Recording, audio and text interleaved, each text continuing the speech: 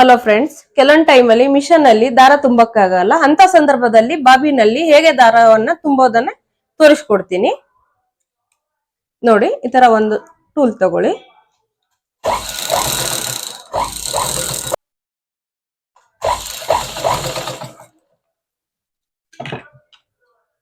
ನೋಡಿ ಈ ತರ.